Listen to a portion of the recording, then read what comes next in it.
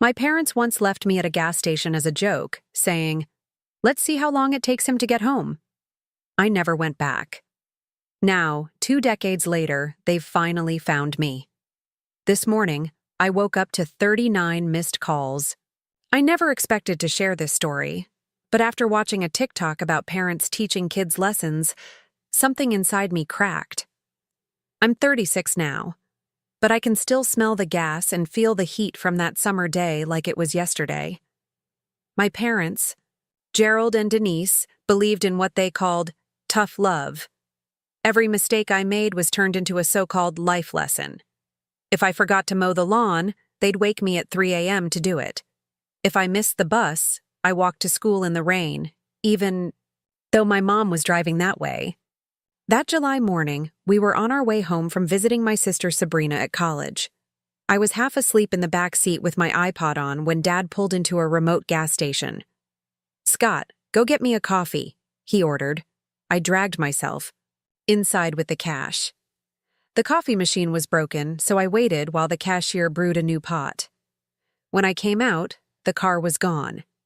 At first, I thought they had just moved it, but then I saw our old Camry merging onto the highway. I stood there with the coffee in my hand, stunned. Then my phone buzzed. "Let's see how long it takes you to get home. Consider this a lesson in problem solving." I called them straight to voicemail. 20 minutes later, Mom texted again. "Don't bother calling. Your father says you need to figure this out yourself. See you when you make it home." But this wasn't even the worst thing they'd done. At 14, I got locked out of the house in the middle of winter for bringing home a C+ in chemistry. I broke a window to sleep in the garage. They were furious and made me pay for it with my McDonald's money. Standing at that gas station, something broke inside me. I had $140 saved from my summer job. My bag was in the car, but I had my wallet, an iPod. I went back in and asked the cashier where the nearest bus station was. 2 miles that way, he said. "You okay, kid?" I nodded and said I just needed to make a call. I dialed Aunt Lola, my mom's sister, who they cut off years ago, for enabling me when she bought me a phone after mine was taken away.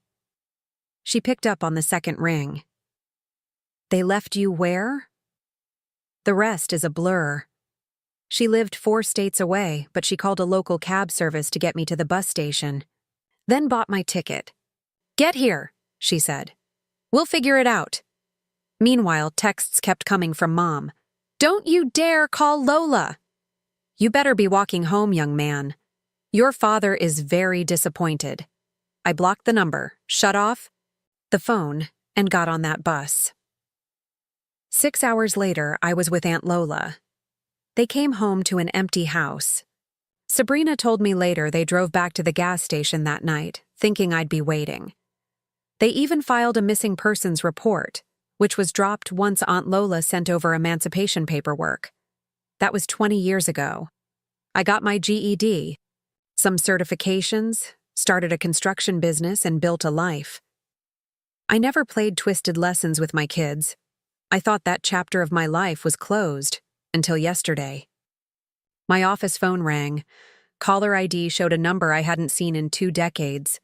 I ignored it, but then the calls started flooding in, 39 missed calls. A few were from Sabrina. The first voicemail was her crying, "Scott, please call me. Mom and Dad found you. They're spiraling. Just call me, not them." The rest were either guilt-tripping or raging. "Your mother is sick," one said. "How dare you abandon your family?" Another. Then Dad slurred through the final message. "You think you're better than us with your fancy business? We made you. You owe us." I sat in my truck, phone buzzing. Finally, I texted Sabrina, "Meeting, Denny's on 5th, 7 a.m., come alone." She showed up, same nervous napkin shredding habit, just older. "They're losing the house," she blurted. "Dad's gambling, Mom maxed out their cards. They found my company website. They want money," she said. $50,000. I nodded as the waitress brought coffee. My hand didn't shake as I stirred in cream. Why help them? I asked. She cried, talked about the drinking, the blame, the denial. They're still our parents, she said. No, I replied. They stopped being my parents at that gas station. I paid for breakfast and told her, block my number. I love you, but I'm not your solution. Let them fall. As I walked to my truck, Sabrina ran after me. They're coming to your office tomorrow, she warned. Mom found the address. Good, I said. When I got back, there were 27 new messages. They were painting me as the heartless son who turned his back. But they don't know I've been making moves of my own. Their mortgage is held by a bank I've worked with. Foreclosure has already started. Tomorrow, they'll walk into my office thinking they have the upper hand. They don't. I've scheduled a meeting with my lawyer. By the time my parents show up, everything will be in place. They want to see who I've become? Fine. Let them. I'm not that scared kid anymore. I'm not running. I'm not playing nice. And I will update once they show. This is going to be one hell of a show. Week still feels surreal, but it's real.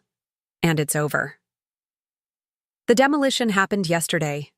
I stood across the street with my wife and kids as the machines rolled in. The house I grew up in, the one filled with punishment disguised as discipline, fear disguised as parenting, came crashing down in less than an hour. Neighbors gathered. Some whispered. A few filmed. I didn't care. That place hadn't been a home in a long, long time. Sabrina didn't come. She texted me that morning. I can't watch.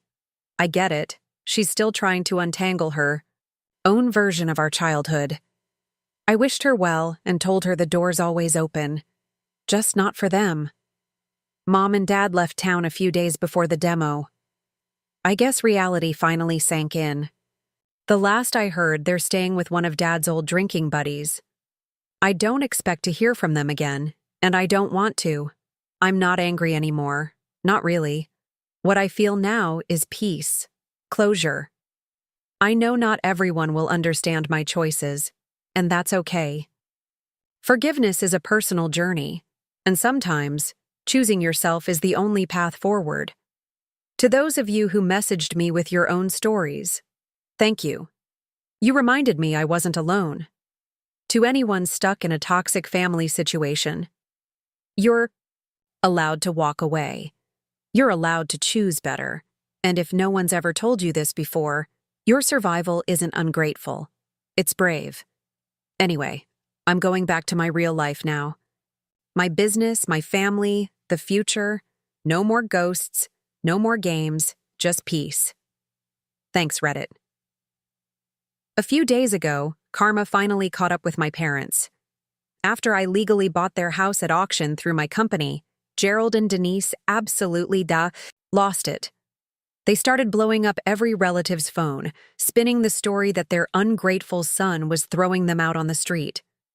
What they didn't expect was that I had receipts. Lots of them. Back when I was a teenager, I had one of those old Nokia phones with a voice recorder. I still have it.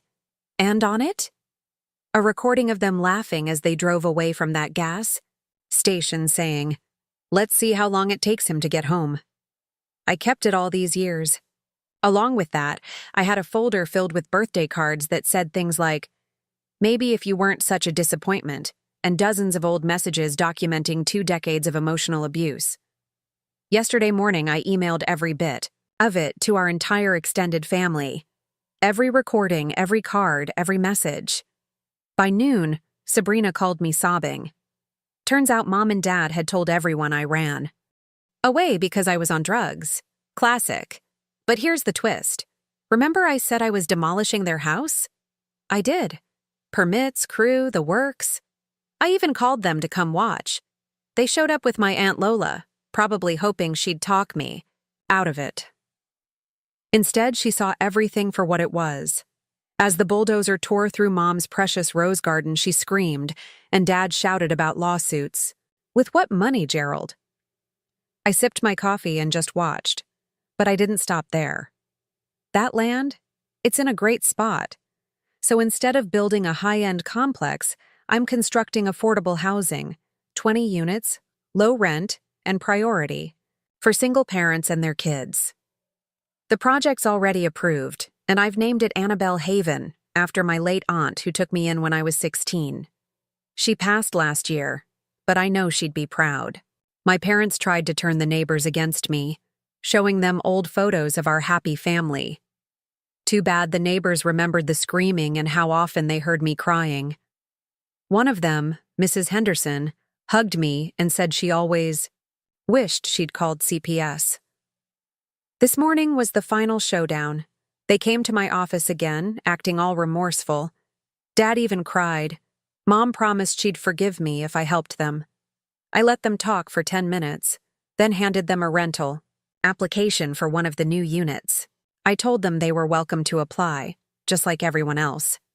But they'd need references and a clean credit check. The look on their faces?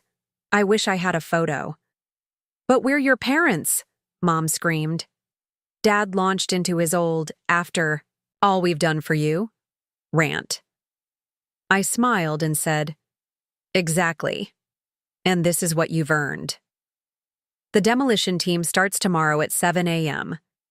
I told them not to forget their garden gnomes. They're still texting and calling Sabrina. Says they're holed up in a cheap motel, talking about suing me. Good luck with that. Everything I've done is 100% legal. I'm even live streaming the demolition on Instagram for the whole family. You know what's funny? I used to fantasize about revenge, big, dramatic, cinematic payback. But this? Letting them face the real-world consequences of their actions? It feels better than anything I ever imagined. They threw me away for a cruel joke. Now they get to watch as everything they built is used to help the kind of people they never would.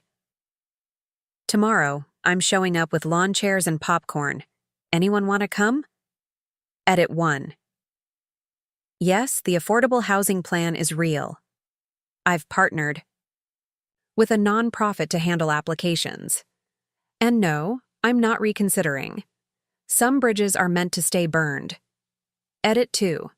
For those asking about Sabrina, we're working on rebuilding our relationship. She was only 8 back then. She believed what they told her. We're meeting for coffee next week. Edit 3. Wow, I didn't expect this to blow up. Thanks for the awards. And to those saying I was too harsh, try being left at a gas station at 16 and see how forgiving you feel.